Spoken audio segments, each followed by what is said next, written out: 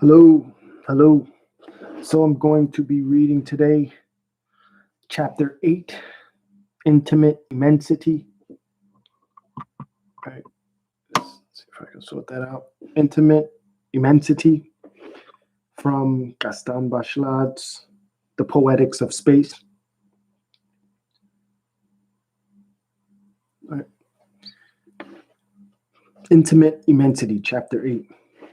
Le monde est grand, mais en nous, il est profond comme la mer. The world is large, but in us it is deep as the sea.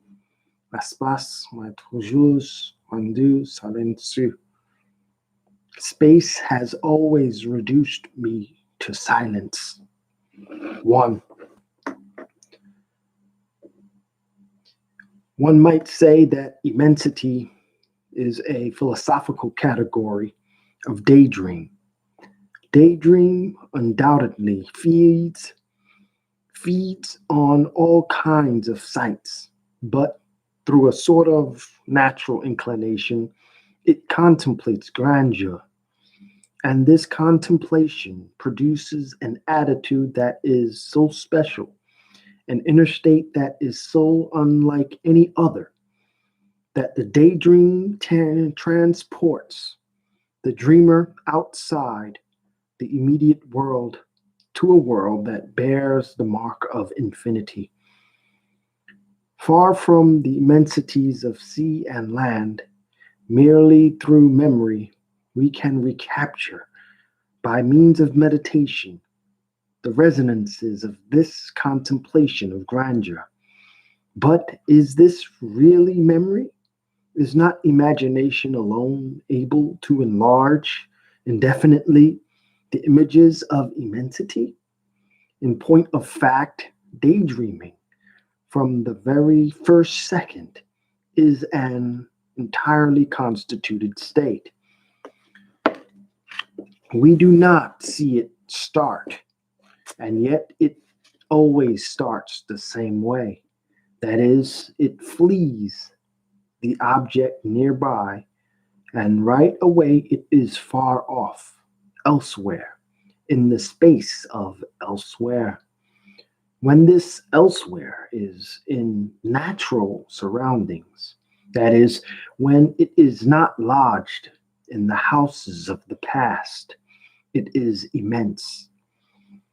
And one might say that daydream is original contemplation. If we could analyze impressions and images of immensity, or what immensity contributes to an image, we should soon enter into a region of the purest sort of phenomenology, a phenomenology without phenomena, or stated less paradoxically, one that, in order to know the productive flow of images, need not wait for the phenomena of the imagination to take form and become stabilized in completed images. In other words, since immense is not an object, a phenomenology of immense would refer us directly to our imagining consciousness. In analyzing images of immensity, we should realize within ourselves the pure being of pure imagination.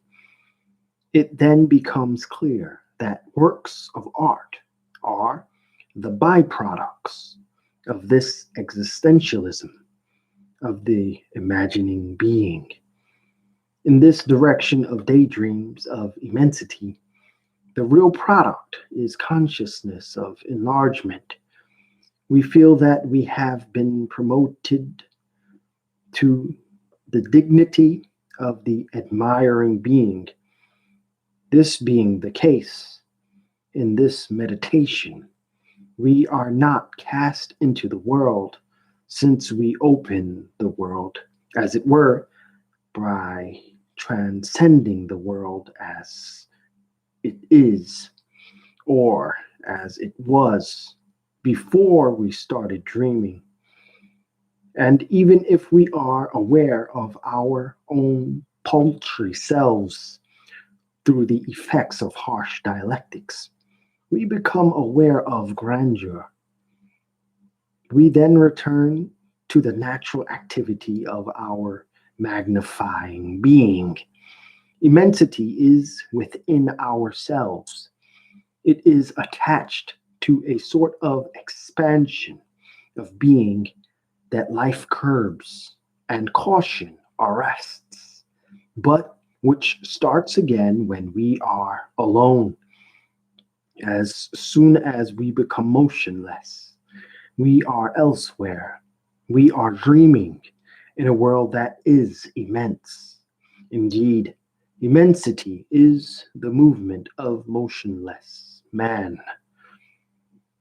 It is one of the dynamic characteristics of quiet daydreaming. And since we are learning philosophy from poets, here is a lesson in 3 lines by Pierre-Albert-Bireau. Et j'aimerais d'entrer de plumes, maître du monde, homme illimité. And with a stroke of the pen, I name myself master of the world, unlimited man. 2. However paradoxical this may seem, it is often this inner immensity that gives their real meaning to certain expressions concerning the visible world. To take a precise example, we might make a detailed examination of what is meant by the immensity of the forest. For this immensity originates in a body of impressions which, in reality, have little connection with geographical information. We do not have to belong in the woods to experience the always rather anxious impression of going deeper and deeper into a limitless world. Soon, if we do not know where we are going, we no longer know where we are. It would be easy to furnish literary documents that would be so many variations on the theme of this limitless world, which is a primary attribute of the forest. But the following passage, marked with rare psychological depth from Marcotte and Clarice Brosset's excellent work, will help us to determine the main theme. Forests, especially with the mystery of their space prolonged indefinitely beyond the veil of tree trunks and leaves, space that is veiled for our eyes, but transparent to action, are veritable psychological transcendence. I myself should have hesitated to use the term psychological transcendence, but at least it is a good indicator for directing phenomenological research toward the transcendencies of present day psychology. It would be difficult to express better that here the functions of description, psychological as well as objective, are ineffective. One feels that there is something else to be expressed besides what is offered for objective expression. What should be expressed is hidden grandeur, depth. And so far from indulging in prolixity of expression or losing oneself in the detail of light and shade, one feels that one is in the presence of an essential impression seeking expression. In short, in line with what our authors call a psychological transcendent.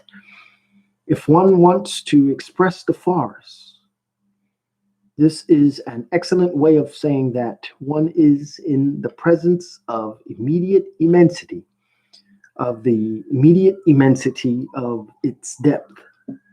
Poets feel this immediate immensity of old forests. Forêt prairie, forêt prairie au lion, n'élevait,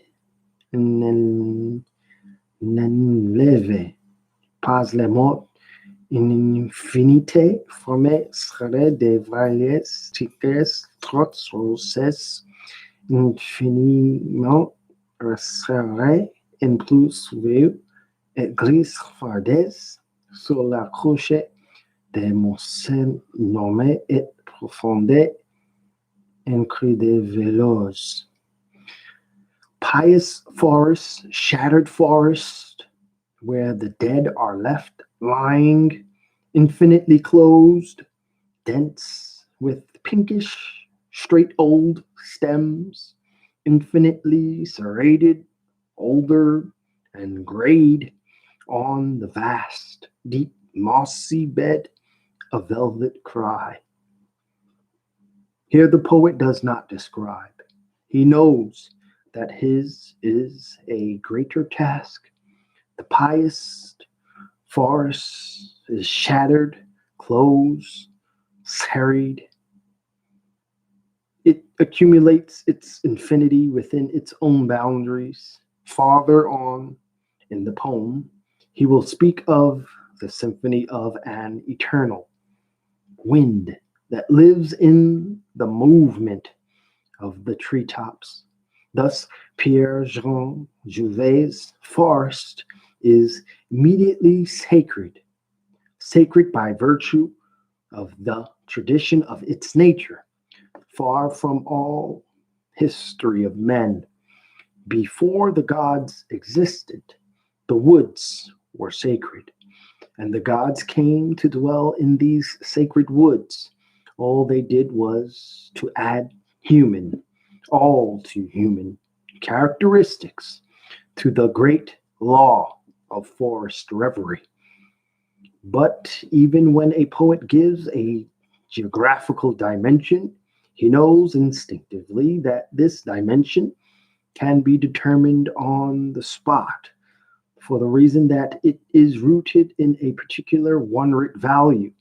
Thus, when Pierre-Jean speaks of the deep forest, the forest of Brocéliande, he adds a dimension, but it is not the dimension that gives the image its intensity. And when he says that the deep forest is also called the quiet earth because of its immense silence, curled in 30 leagues of green, he again bids us participate in transcendent quiet and silence. Because the forest rustles and the curled quiet trembles and shudders, it comes to life with countless lives. But these sounds and these movements do not disturb the silence and quietude of the forest.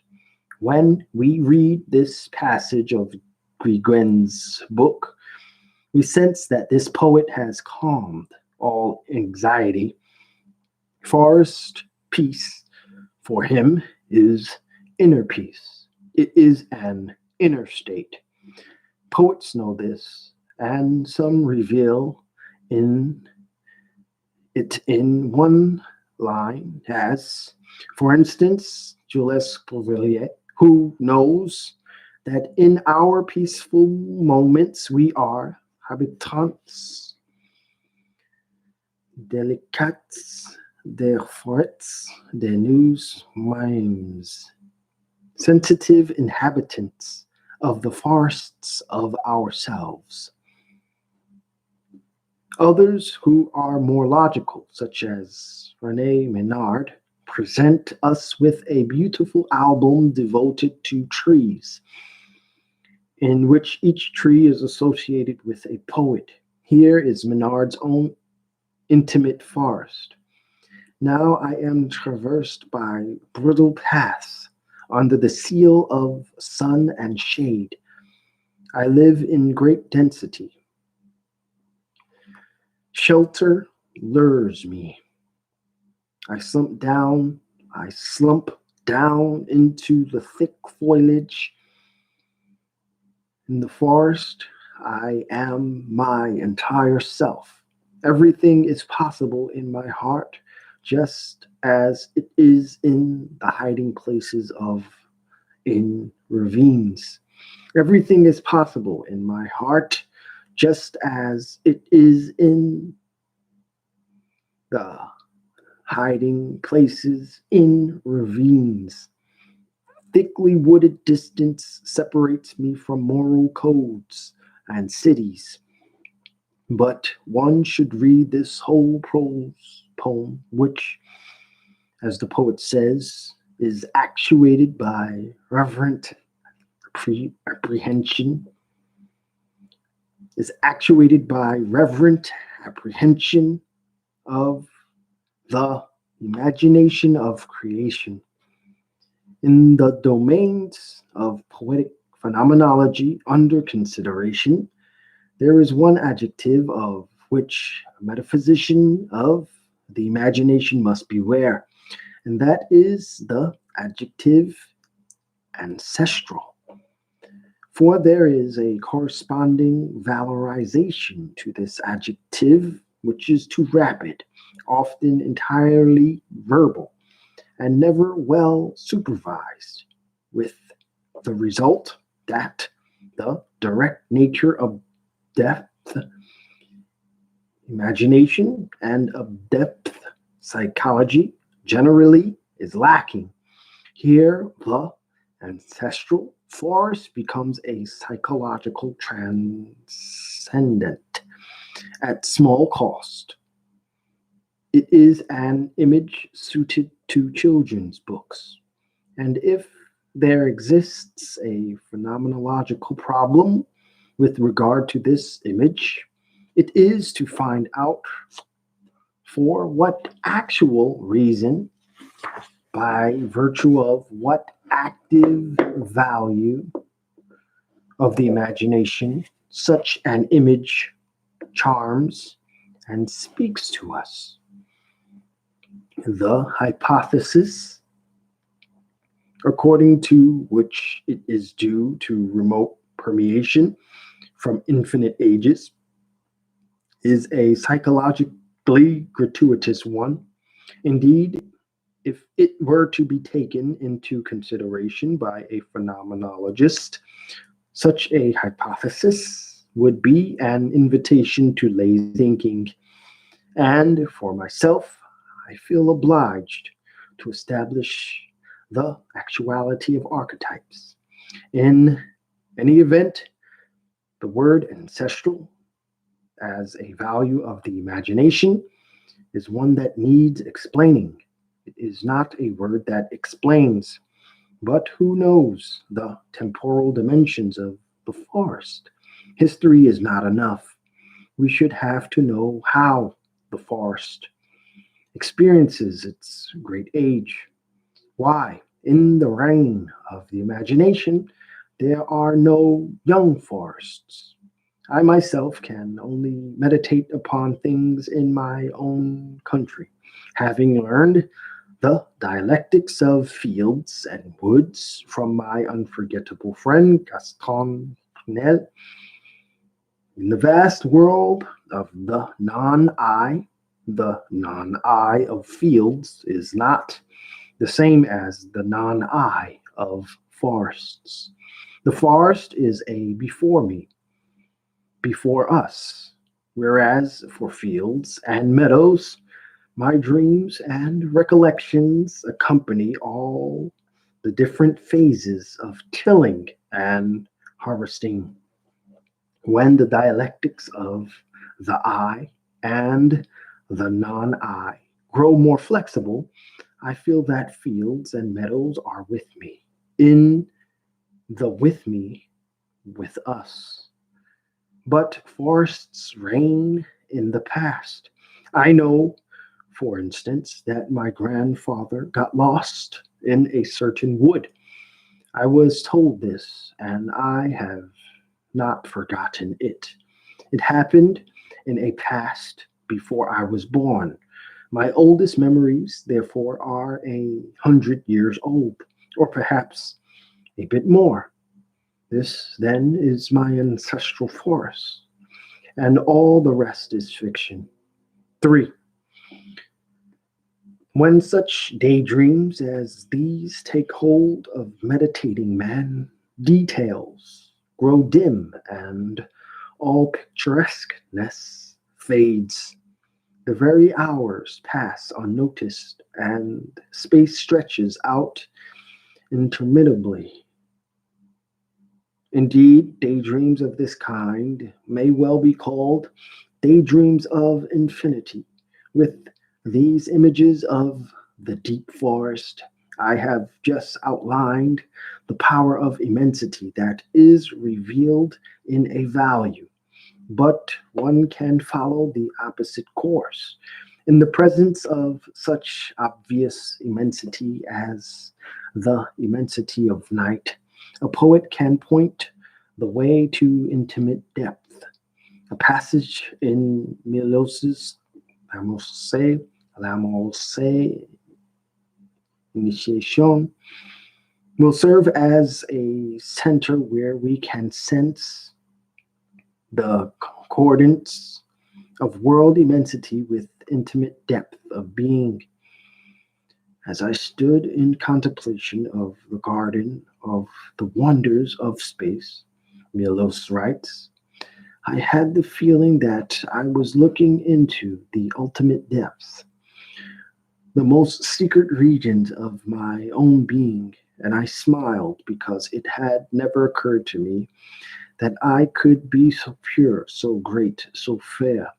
My heart burst into singing with the song of grace of the universe. All these constellations are yours. They exist in you. Outside your love, they have no reality. How terrible the world seems to those who do not know themselves. When you felt so alone and abandoned in the presence of the sea, imagine what solitude the waters must have felt in the night, or the night's own solitude in a universe without end.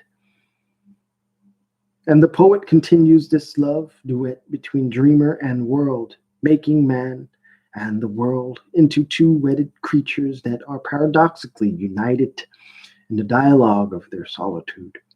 Elsewhere in this same work, in a sort of meditation exaltation which unites the two movements that concentrate and dilate, Milos writes, O space, you who separate the waters, my joyful friend, with what love I sense you. Here I am, like the flowering nettle in the gentle sunlight of ruins, like the pebble on the spring's edge, or the serpent in the warm grass. Is this instant really eternity? Is eternity really this instant? And the passage goes on, linking infinitesimal with immense, the white nettle with the blue sky. All these sharp contradictions, the thin edge of the pebble and the clear spring are now assimilated and destroyed. The dreaming being having transcended the contradiction of small and large. This exaltation of space goes beyond all frontiers, away with boundaries, those enemies of horizons. Let genuine distance appear. And further, everything was bathed in light, gentleness, and wisdom. In the unreal air, distance beckoned to distance. My love enveloped the universe. Of course, if it were my aim to study images of immensity objectively, I should have to start a voluminous file, for immensity is an inexhaustible poetic theme. I touched on this in an earlier work in which I insisted upon the desire for confrontation that exists in man meditating upon an infinite universe. I also spoke of a spectacle complex in which pride of seeing is the core of the consciousness of a being in contemplation. But the problem under consideration in this present work is that of a more relaxed participation in images of immensity, a more intimate relationship between small and large. I should like to liquidate, as it were, the spectacle complex, which could harden certain values of poetic contemplation. For when a relaxed spirit meditates and dreams, immensity seems to expect images of immensity.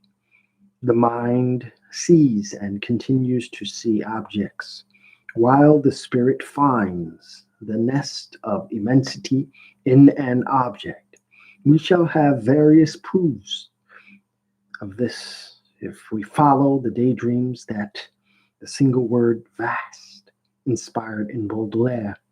Indeed, vast is one of the most Baudelairean of words, the word that marks most naturally for this poet infinity of intimate space.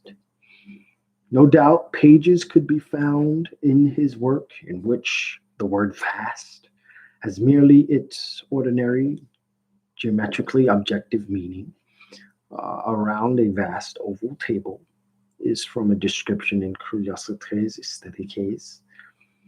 But when one has become hypersensitive to this word, one sees that it denotes attraction for felicitous amplitude. Moreover, if we were to count the different usages of the word vast in Baudelaire's writings, we should be struck by the fact that examples of its positive objective use are rare compared with the instances when the word has more intimate resonances, despite the fact that Baudelaire consciously avoided words used by force of habit and took particular pains not to let his adjectives be dictated by his nouns. He did not keep a close eye on his use of the word vast. Whenever a thing, as thought or a daydream, was touched by grandeur, this word became indispensable to him. I should like to give a few examples of the astonishing variety of uses to which he put it. The opium eater must have a vast amount of leisure to derive benefit from his soothing daydreams. Daydreaming is encouraged by the vast silence of the country. The moral world opens up vast perspectives filled with new clarities. Certain dreams are laid on the vast canvas of memory. And elsewhere, Baudelaire speaks of a man who was the prey of great projects, oppressed, the prey of great objects, the prey of great projects. Baudelaire speaks of a man who was the prey of great projects, oppressed by vast thoughts. Describing a nation, he wrote, nations are vast animals whose organization is adequate to their environment. And returning later to the same subject, nations are vast collective creatures. Here there is no doubt that the word vast increases the tonality of the metaphor. In fact, without this word, to which he attached importance, he would have perhaps hesitated because of the indignance of the image. But the word vast saves everything, and Baudelaire adds that readers will understand this comparison if they are at all familiar with these vast subjects of contemplation. It is no exaggeration to say that for Baudelaire, the word vast is a metaphysical argument by means of which the vast world and vast thoughts are united. It is no exaggeration to say that for Baudelaire, the word vast is a metaphysical argument by means of which the vast world and vast thoughts are united. But actually, this grandeur is most active in the realm of intimate space. For this grandeur does not come from the spectacle witnessed, but from the unfathomable depth of vast thoughts. In his Journal Intimes, Baudelaire writes, in certain almost supernatural inner states, the depth of life is entirely revealed in the spectacle, however ordinary, that we have before our eyes, and which becomes the symbol of it. Here we are, here we have a passage that designates the phenomenological direction I myself pursue.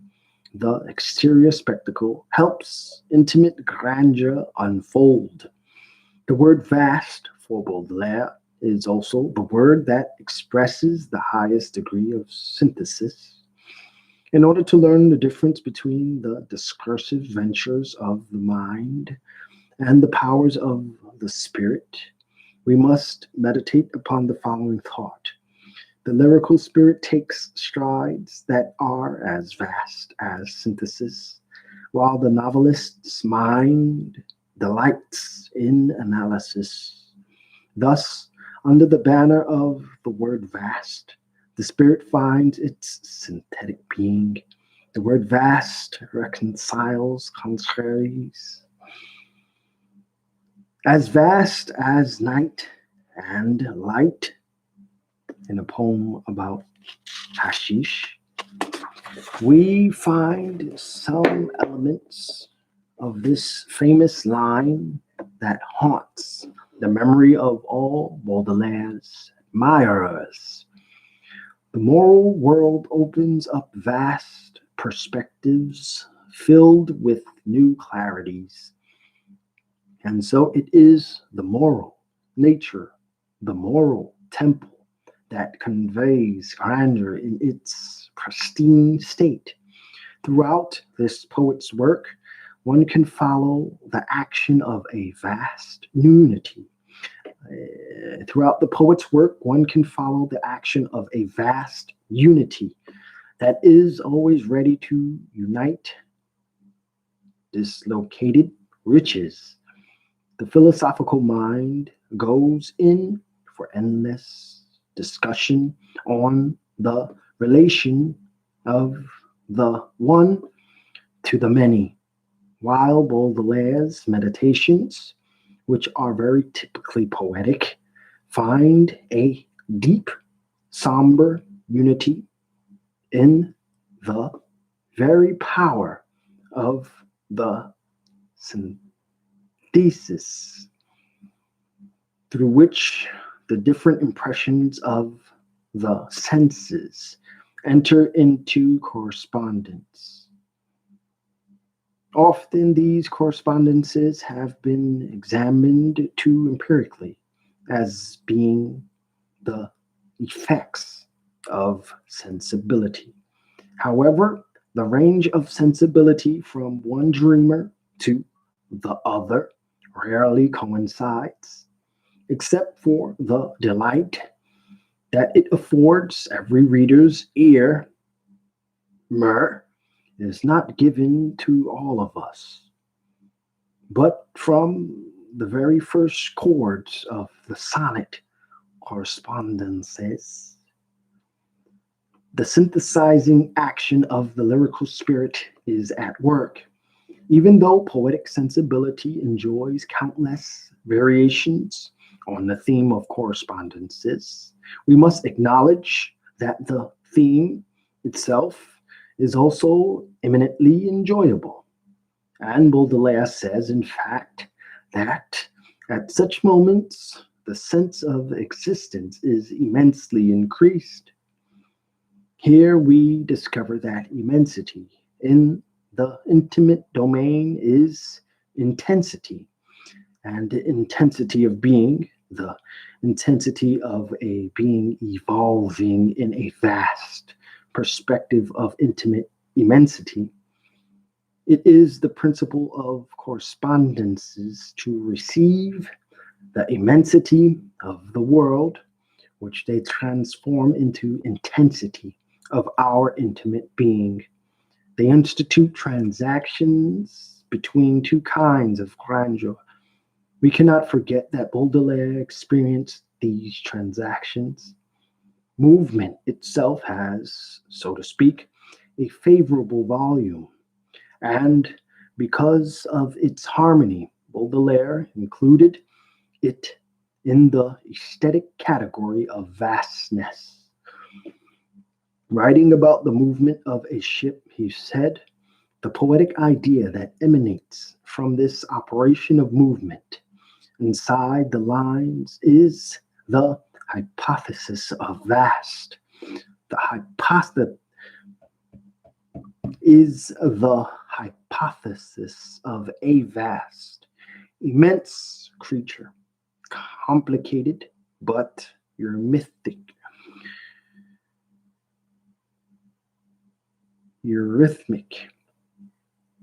Writing about the movement of a ship, he said, the poetic idea that emanates from this operation of movement inside the lines is the hypothesis of a vast, immense creature, complicated but eurythmic, an animal endowed with genius, suffering and sighing, every sigh and every human ambition. Thus, the ship, beautiful volume resting on the waters, contains the infinite of the word vast, which is a word that does not describe, but gives with no other sign than infinity itself. But such a conclusion would fail to recognize the concrete ventures of long daydreaming. Here, every time daydream abandons a too picturesque feature, it gains further extension of intimate being without even having the privilege of hearing. Tannhauser. The reader who reflects on these pages by Baudelaire while recalling the successive states of the poet's daydream, cannot fail to realize that in rejecting metaphors that are too facile, he is marked for an ontology of human depth. For Baudelaire, man's poetic fate is to be the mirror of immensity, or even more exactly, immensity becomes conscious of itself through man. Man, for Baudelaire, is a vast being. At the end of page 210, I jump to page 213. I don't have page 211 or 212. So I'm on page 213 now for those that are following along. Thus, I believe that I have proved in many ways that in Baudelaire's Poetics, the word vast does not really belong to the objective world. I should like to add one more phenomenological nuance, however, which belongs to the phenomenology of the word. In my opinion, for Baudelaire, the word vast is a vocal value. It is a word that is pronounced, never only read, never only seen in the objects to which it is attached. It is one of those words that a writer always speaks softly while he is writing it. Whether in verse or in prose, it has a poetic effect, which is also an effect of vocal poetry. This word immediately stands out from the words that surround it, from the images, and perhaps even from the thought. It is a power of the word. Indeed, whenever we read this word in the measure of one of Baudelaire's verses, or in the periods of his prose poems, we have the impression that he forces us to pronounce it.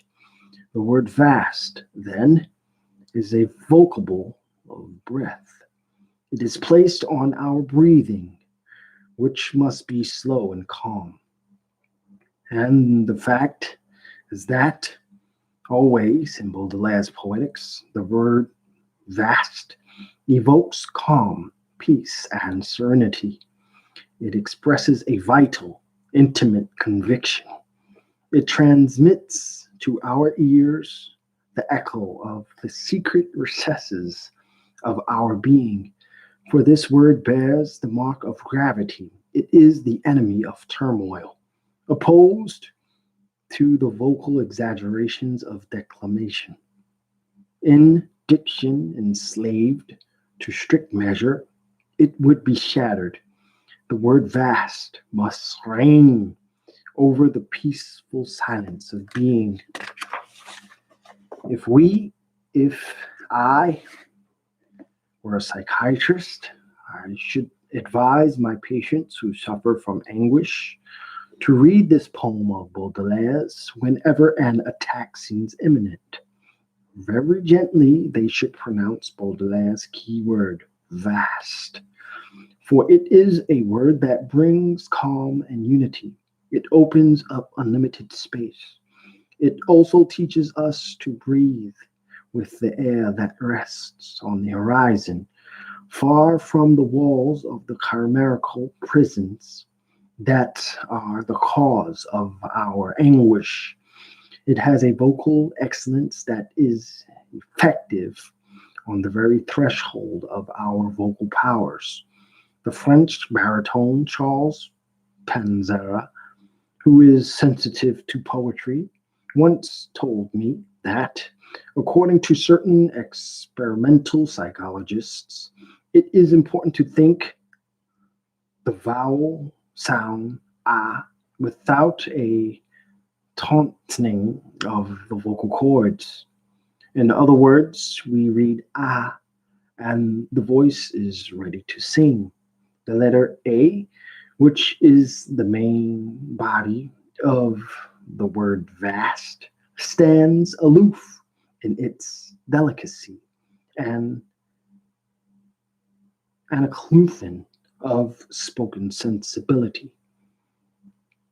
The numerous commentaries that have been made on Baudelaire's correspondences seem to have forgotten this sixth sense that seeks to model and modulate the voice.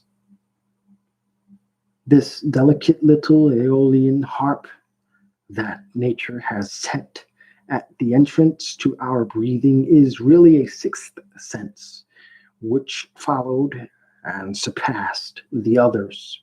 It quivers at the merest movement of metaphor. It permits human thought to sing. And when I let my non-conformist philosophers' daydreams go unchecked, I begin to think that the vowel A is the vowel of immensity. It is a sound area that starts with a sigh and extends beyond all limits. In the word vast, the vowel A retains all the virtues of an enlarging vocal agent. Considering vocally, therefore, this word is no longer merely dimensional.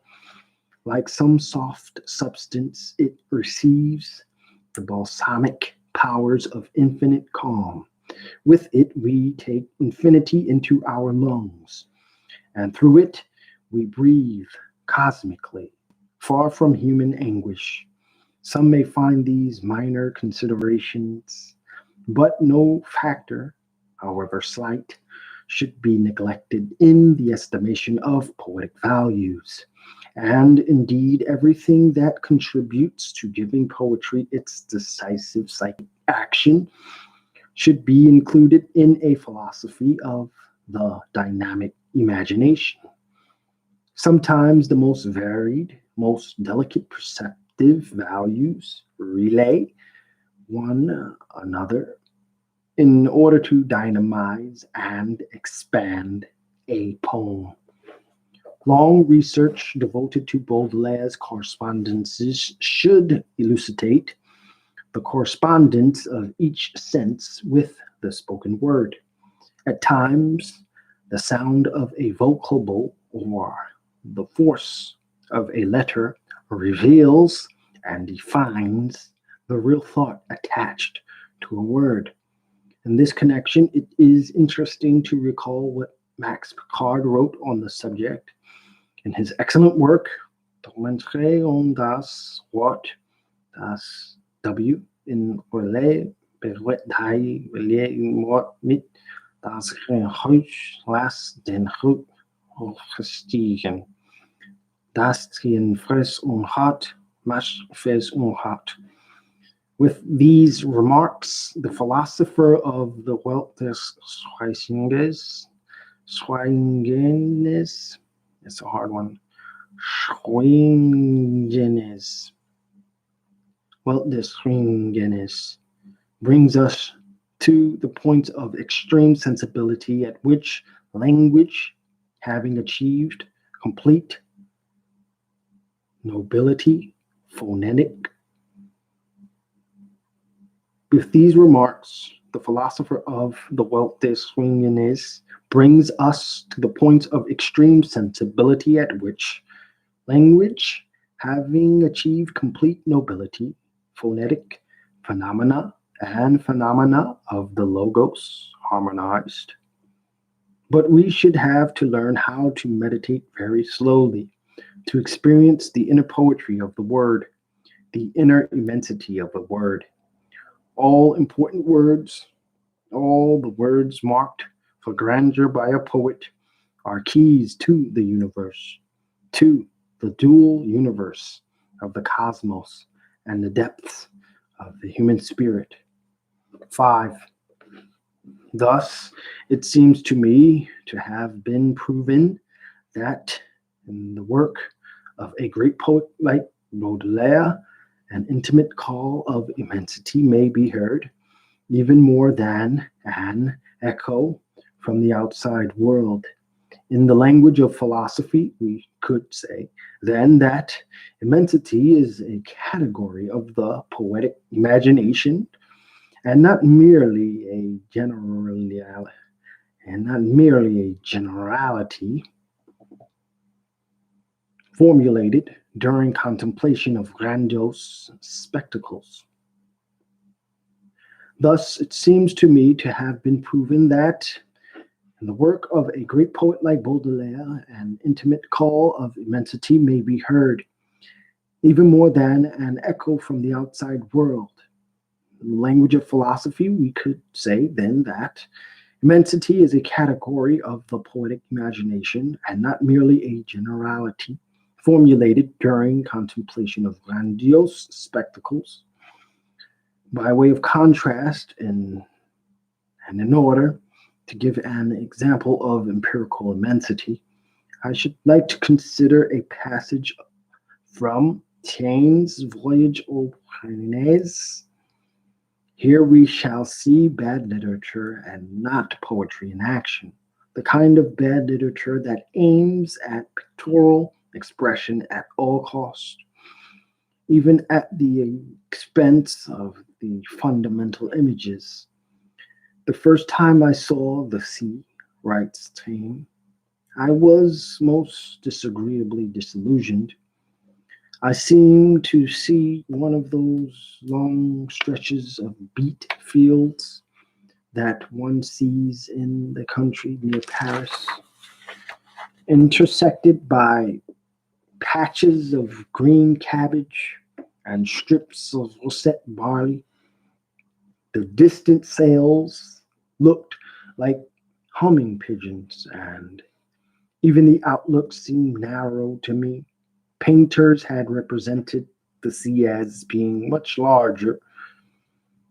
It was 3 days before I recaptured the feeling of immensity. Beets, barley, cabbages, and pigeons in a perfectly artificial association. To bring them together in one image could only be a slip in the conversation of someone who is trying to be original. For it is hard to believe that in the presence of the sea, anyone could be so obsessed by beet fields. Phenomenologists could be interested to know how, after 3 days of privation, the philosopher recaptured his feeling of immensity, and how, on his return to the sea that had been looked at so naively, he finally saw its grandeur. After this interlude, let us come back to our poets. 6. Poets will help us to discover within ourselves such joy in looking that sometimes, in the presence of a perfectly familiar object, we experience an extension of our intimate space. Let us listen to a little key, for instance, give its existence of immensity to a tree he is looking at.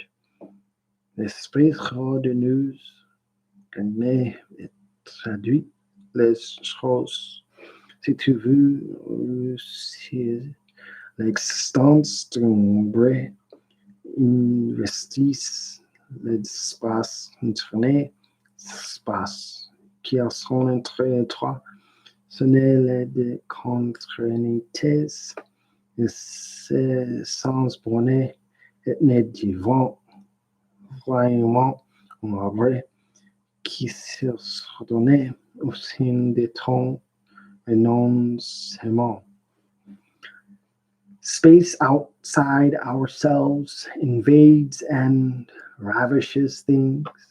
If you want to achieve the existence of a tree, invest it with inner space, the space that has its being in you.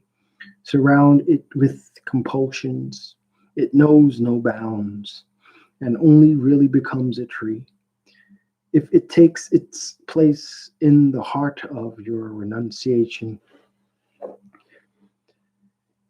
In the two last lines, a Mallarmé-like obscurity forces the reader to stop and reflect. The poet has set him a nice problem for the imagination. The advice to surround the tree with compulsions would first be an obligation to draw it, to invest it with limitations in outside space. In this case, we should obey the simple rules of perception. We should be objective, cease imagining. But the tree, like every genuine living thing, is taken in its being that knows no bounds. Its limits are mere accidents. Against the accident of limits, the tree needs you to give it your superabundant images, nurtured in your intimate space, in this space that has its being in you. Then together the tree and its dreamer take their places, grow tall. Never in the dream world does a tree appear as a completed thing. According to a poem by Jules Bouvellier, it seeks its soul. Sur vaste espace, où chaque arbre se rousse au dénoncement des palmes à la recherche de son âme. Vivid blue of a space in which each tree rises to foliation of palms in search of its soul. But when a poet knows that a living thing in the world is in search of its soul, this means that he is in search of his own. A tall, shuddering tree always moves the soul, restored to the powers of the imagination and invested with our inner space. Trees accompany us in an emulation of grandeur. In another poem dated August 1914, Rilke wrote, À travers nous s'envolent les oiseaux en silence, remarquez-vous grandir, se regarder de rose, et l'arbre noir grandit. Silently, the birds fly through us. Oh, I, who long to grow, I look outside myself, and the tree inside me grows. Thus, a tree is always destined for grandeur, and in fact, it propagates this destiny by magnifying everything that surrounds it. In a letter reproduced in Claire Groll's very human little book, Rilke et les Femmes, Rilke wrote, "These trees are magnificent, but even more magnificent is the sublime and moving space between them, as though with their growth it too increased. The two kinds of space, intimate space and exterior space, keep encouraging each other, as it were, in their growth. To designate space that has been experienced as affective space, which psychologists do very rightly, does not, however, go to the root of space dreams. The poet goes deeper when he uncovers a poetic space that does not enclose us in affectivity. Indeed, whatever the affectivity that colors a given space, whether sad or ponderous, once it is poetically expressed, the sadness is diminished, the ponderousness lightened. Poetic space, because it is expressed, assumes values of expansion. It belongs to the phenomenology of those words that begin with X. EX, X. At least, this is the thesis that I shall insist upon, and to which I plan to return in a future volume. Just in passing, here is a proof. When a poet tells me that he knows a type of sadness that smells of pineapple, I myself feel less sad. I feel gently sad. In this activity of poetic spatiality that goes from deep intimacy to infinite extent, united in an identical expansion, one feels grandeur welling up. As Rilke said, through every human being, unique space, intimate space, opens up to the world. Here, space seems to the poet to be the subject of the verbs to open up or to grow. And whenever space is a value, There is no greater value than intimacy. It has magnifying properties. Valorized space is a verb, and never, either inside or outside us, is grandeur an object. To give an object poetic space is to give it more space than it has objectivity, or better still, it is following the expansion of its intimate space.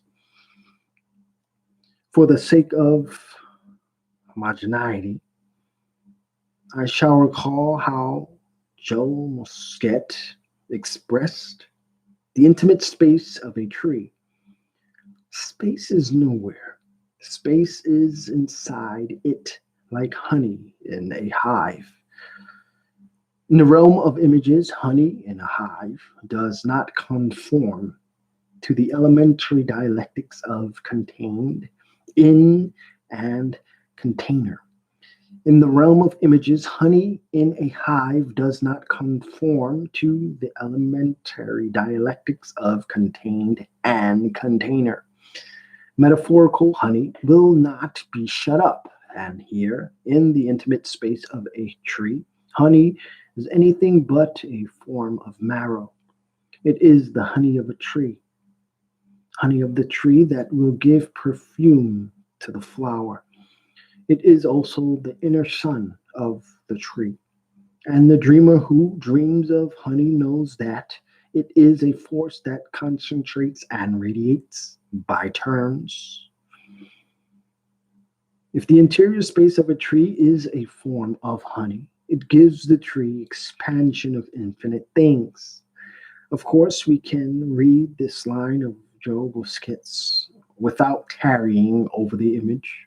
But if one likes to go to the ultimate depths of an image, what dreams it can set us there. Even a philosopher of space starts to dream. And if we like words of composed metaphysics, one might say that here Joe Busquet has shown us a space substance, honey space, or space honey.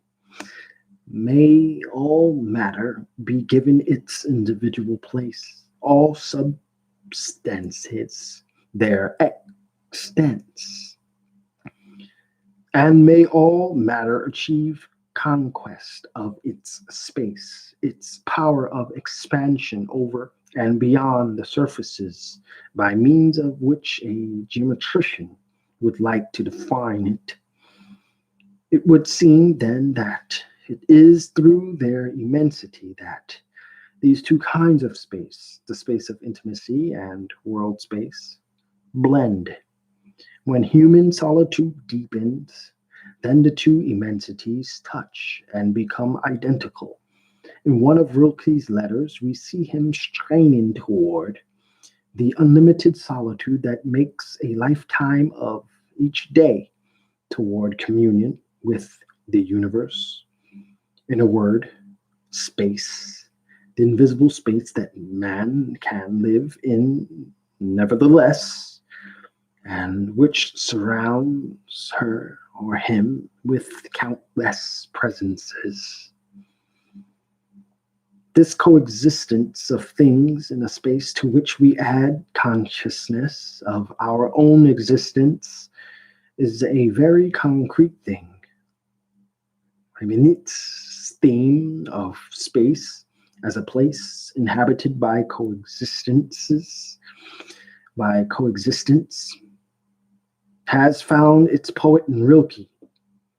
In this coexistentialism, every object invested with intimate space becomes the center of all space. For each object, distance is the present. The horizon exists as much as the center. 7.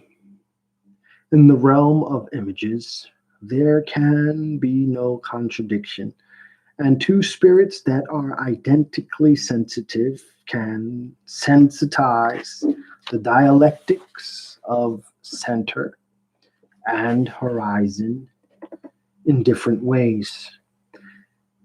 In this connection, a sort of planes test could be used that would bring out different types of reactions to infinity. At one end of the test, we should set what Roki said briefly and superbly. The plane is the sentiment that exalts us. This theorem of ecstatic anthropology is so clearly stated that it suggests a correlative theorem, which could be expressed in the following terms. Any sentiment that exalts us makes our situation in the world smoother. Then, at the other end of the planes test, we could set this passage from Henry Bosco's Fanny. On the plains, I am always elsewhere, in an elsewhere that is floating, fluid, being for a long time absent from myself and nowhere present. I am too inclined to attribute the inconsistency of my daydreams to the wide open spaces that induce them. Many a nuance could be found between these two poles of domination and dispersion if the dreamer's mood, the seasons, and the wind were taken into consideration. There would always be nuances, too, between dreamers who are calmed by plain country and those who are made uneasy by it. Nuances that are all the more interesting to study since the plains are often thought of as representing a simplified world. One of the one of the charms of the phenomenology of the poetic imagination is to be able to experience a fresh nuance in the presence of a spectacle that calls for uniformity and can be summarized in a single idea. If the nuance is sincerely experienced by the poet, the phenomenologist is sure to obtain an image at its inception. In a more elaborate inquiry than ours, one would have to show how all these nuances are integrated in the grandeur of the plain or the plateau, and tell, for instance, why plateau daydream is never a daydream of the plains. This analysis is difficult because sometimes a writer wants to describe, sometimes she knows already in square miles the extent of her solitude. In this case, we dream over a map like a geographer. There is the example of Loti riding in the shade of a tree in Dakar, which was his home port. Our eyes turned toward the interior of the country. We questioned the immense horizon of sand. But this immense horizon of sand is a schoolboy's desert, the Sahara, to be found in every school's atlas. The images of the desert in Philippe Diolet's excellent book, Les plus beaux deserts du monde, are much more valuable to a phenomenologist. For here, the immensity of a desert that has been experienced is expressed through inner intensity. As Philippe Diolet says, and he is a dreamer haunted traveler, the desert must be lived the way it is reflected in the wanderer. And Diolet invites us to a type of meditation in which, through a synthesis of opposites, we can experience concentration of wandering. For this writer, these mountains and shreds, these dunes and dead rivers, these stones And this merciless sun, all the universe that bears the mark of the desert, is annexed to inner space. And through this annexation, the diversity of the images is unified in the depths of inner space. This is a conclusive formula for the demonstration I want to make on the correspondence between the immensity of world space and the depth of inner space. In Diole's work, however, this interiorization of the desert does not correspond to a sense of inner emptiness. On the contrary, Diole makes us experience a drama of images, the fundamental drama of the material images of water and drought. In fact, his inner space is an adherence to an inner substance. As it happens, he has had long, delightful experience of deep sea diving, and for him, the ocean has become a form of space. At a little over 125 feet under the surface of the water, he discovered absolute depth. Depth that is beyond measuring and would give no greater powers of dream and thought if it were doubled or even tripled. By means, then, of his diving experiences, Diole really entered into the volume of the water. And when we have read his earlier books and shared with him this conquest of the intimacy of water, we come to a point where we recognize in this space substance a one-dimensional space. One substance, one dimension.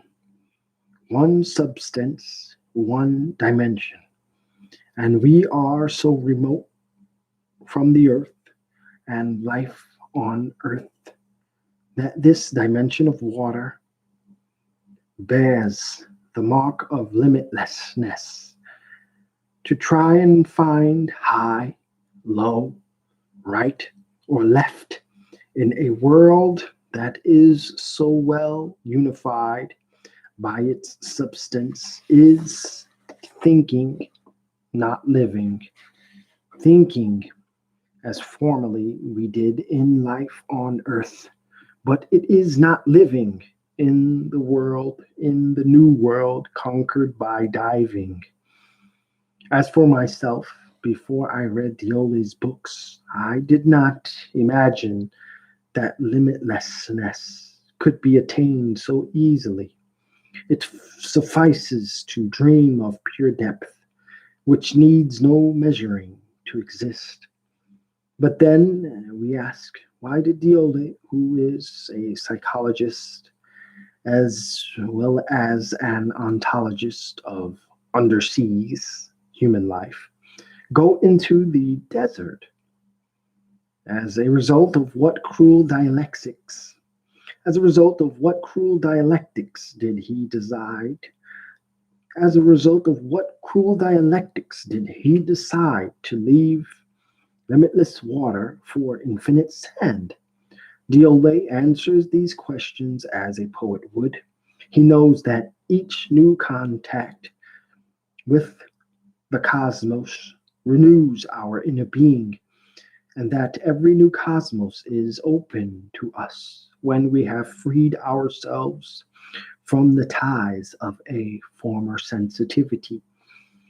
At the beginning of his book, Diole tells us that he had wanted to terminate in the desert the magical operation that, in deep water, allows the diver to loosen the ordinary ties of time and space and make life resemble an obscure inner poem. At the end of his book, Diole concludes that to go down into the water or to wander in the desert is to change space. And by changing space, by leaving the space of one's usual sensibilities, one enters into communication with a space that is physically innovating. Neither in the desert nor on the bottom of the sea does one's spirit remain sealed and indivisible. This change of concrete space can no longer be a mere mental operation that could be compared with consciousness of geometrical relativity. For we do not change place, we change our nature. But since these problems of the fusion of being in highly qualitative concrete space are interesting for a phenomenology of the imagination, for one has to imagine very actively to experience new space, let us examine the hold that fundamental images have on this author. While in the desert, Diole does not detach from the ocean, and in fact, desert space, far from contradicting deep sea space, is expressed in Diole's dreams in terms of water.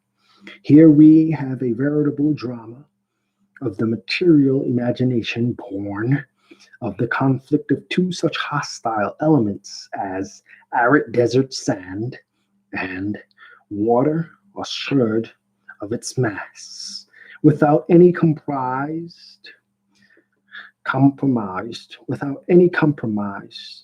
with pastness or mud. Here we have a veritable drama of the material imagination born of the conflict of two such hostile elements as arid desert sand and water assured of its mass, without any compromise with pastness or mud.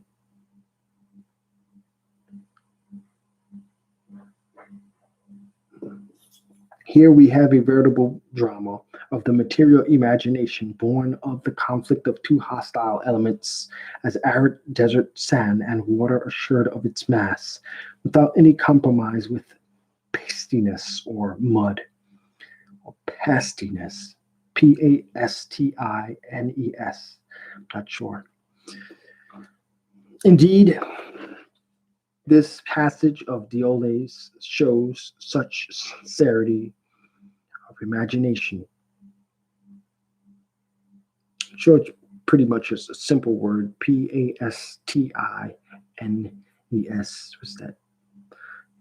It's drawing a blank right now. I don't know if it's. Anyway, indeed, this passage of Diole's shows such sincerity of imagination that I have left it uncut. I once wrote that a man who was familiar with the deep sea could never be like other men again. Such moments as this in the midst of the desert prove my statement because I realized that as I walked along, my mind filled the desert landscape with water. In my imagination, I flooded the space around me while walking through it. I lived in a sort of invented immersion in which I moved about in the heart of fluid, luminous, beneficent, dense matter, which was seawater, or rather the memory of seawater. This artifice sufficed to humanize for me the memory of seawater. This artifice sufficed to humanize for me a world that was dishearteningly dry, reconciling me with this artifice sufficed to humanize for me a world that was dishearteningly dry, reconciling me with its rocks, its silence, its solitude, its sheer sheet of sun, gold hanging from the side. Butchered that. Let's do it again. This artifice sufficed to humanize for me a world that was dishearteningly dry, reconciling me with its rocks, its silence, its solitude, its sheet of sun gold hanging from the sky. Even my weariness was lessened by it. I dreamed that my bodily weight reposed on this imaginary water. I realized that this is not the first time that unconsciously I have had recourse to this psychological defense. The silence and the slow progress I made in the Sahara awakened my memories of diving. My inner images were bathed then in a sort of gentleness, and in the passage thus reflected by dream, water appeared quite naturally. As I walked along, I bore within me gleaming reflections and a translucent density, which were none other than memories of the deep sea. Here, Felipe Diole gives us a psychological technique which permits us to be elsewhere, in an absolute elsewhere that bars the way to the forces that hold us imprisoned in the here. It this is not merely an escape into a space that is open to adventure on every side, with none of the machinery of screens and mirrors installed in the box that carried Serrano to the sun and Playas. Diole transports us to the elsewhere of another world. He does this, one might say, merely by means of a psychological machinery that brings into play the surest, the most powerful psychological laws.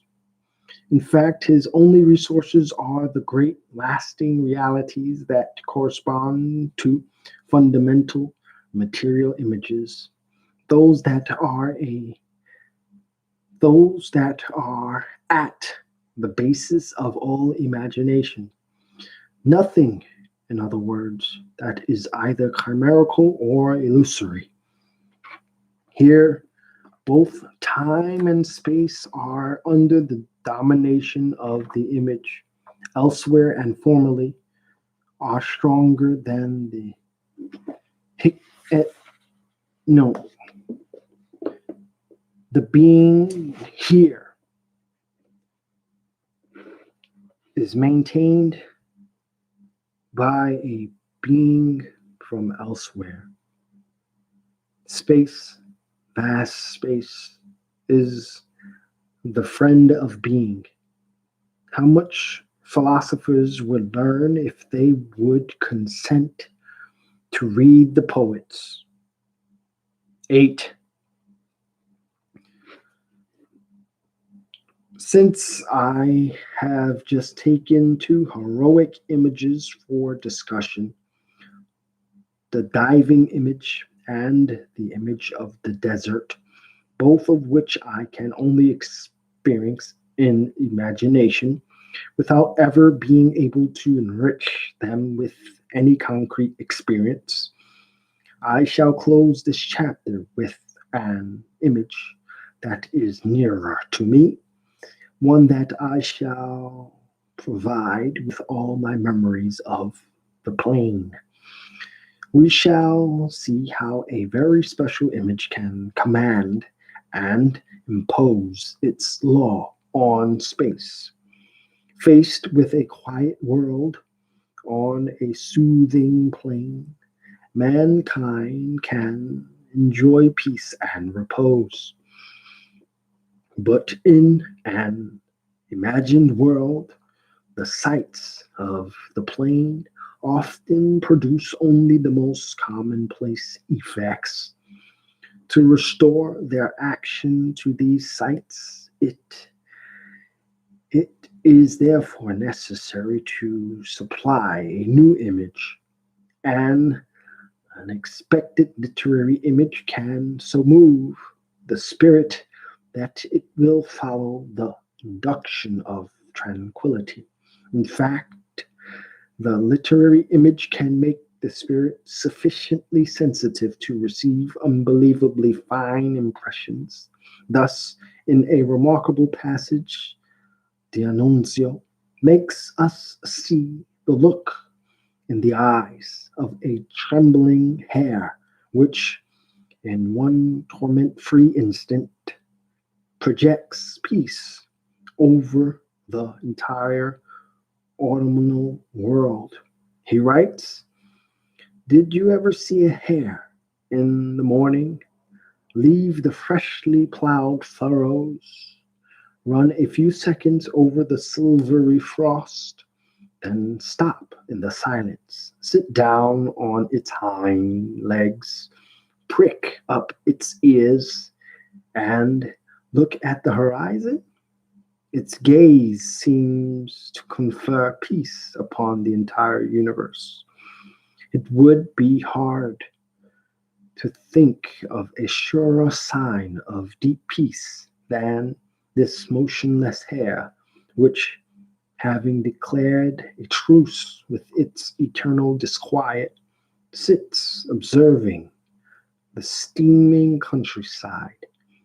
At this moment, it is a sacred animal, one that should be worshipped. The source of the calm that is going to cover the plain is clearly indicated. Its gaze seems to confer peace upon the entire universe. The dreamer who lets his musings follow this line of vision will experience immensity of outspread fields in a higher key.